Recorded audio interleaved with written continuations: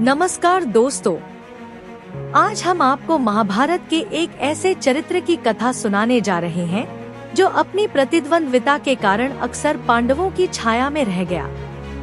जी हाँ, हम बात कर रहे हैं दुर्योधन की। वह दुर्योधन जिसने कई मामलों में पांडवों से भी बेहतर किया। आइए जानते हैं उन 10 पहलुओं को जहां दुर्योधन ने पांडवों को मात दी। सबसे पहले दुर्योधन की अपने मित्रों के प्रति अटूट वफादारी। उसकी और कर्ण की मित्रता तो मिसाल है। जब कर्ण को उसकी जाति के कारण अपमानित किया गया, तब दुर्योधन ने उसे अंग देश का राजा बना दिया।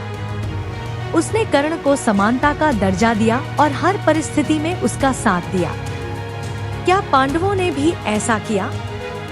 शायद नहीं। दुर्योधन एक कुशल प्रशासक भी था।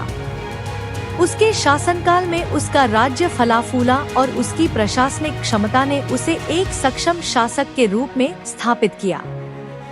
पांडवों की तुलना में, जो अक्सर अपनी व्यक्तिगत महत्वाकांक्षाओं में उलझे रहते थे, दुर्योधन का शासन प्रबंधन अधिक प्रभावशाली था। युद्ध कौशल की बात करें तो दुर्योधन गदा युद्ध में माहिर था। बलराम के सानिध्य में उसने अपनी गदा कौशल को इतना निपुण बनाया कि वह अपने समय के सर्वश्रेष्ठ गदा योद्धाओं में से एक बन गया। भीम ने भी उसकी इस क्षमता को स्वीकार किया। दुर्योधन की उदारता और दानशीलता भी प्रशंसा योग्य थी। उसने अपने वफादारों को हमेशा उदारता से पुरस्कृत किया और उसकी दानशीलता के कार्य अक्सर पांडवों की सतर्क उदारता से अधिक थे। उसने हमेशा दूसरों की मदद करने में अग्रणी भूमिका निभाई। दुर्योधन का साहस भी उल्लेखनीय था। कुरुक्षेत्र युद्ध में उसकी बहादुरी स्पष्ट थी। उसने अपने सैन्य दल का नेतृत्व साहस पूर्वक किया और कभी भी पीछे नहीं हटे। उसकी यह बहादुरी अक्सर पांडवों की रणनीतिक सावधानी से अधिक प्रभावशाली थी। अपने गुरु और आचार्यों के प्रति दुर्योधन का सम्मान और समर्पण गहरा था। विशेष रूप से द्रोणाचार्य और भीष्म पितामह के प्रति उसकी श्रद्धा अद्वितीय थी। उसने हमेशा उनके परामर्श का पालन किया और उनकी बुद्धिमत्ता पर कभी संदेह नहीं किया। रणनीतिक योजना बनाने में भी दुर्योधन का कौशल उत्कृष्ट था। कुरुक्षेत्र युद्ध के दौरान उसकी कई रणनीतिक निर्णयों ने कौरवों को महत्वपूर्ण लाभ दिलाए। उसने कई बार युद्ध की दिशा बदल दी और पांडवों के मुकाबले उसकी रणनीति अधिक सटीक और प्रभावी रही।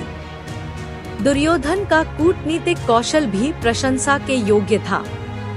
उसने शक्तिशाली राजाओं और योद्धाओं जैसे शकुनी, जयद्रथ आदि का समर्थन प्राप्त किया। उसके इस कूटनीतिक कौशल ने उसे पांडवों की तुलना में अधिक सहयोग और समर्थन दिलाया।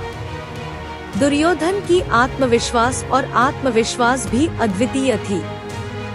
उसने अपनी क्षमताओं और अपने उद्देश्य पर गहरा विश्वास किया, जो अक्सर पांडवों की संकट की घड़ी में डगमगाती आत्मविश्वास से अधिक मजबूत थी। अंत में दुर्योधन का संकल्प और धैर्य भी उसे पांडवों से अलग करता था।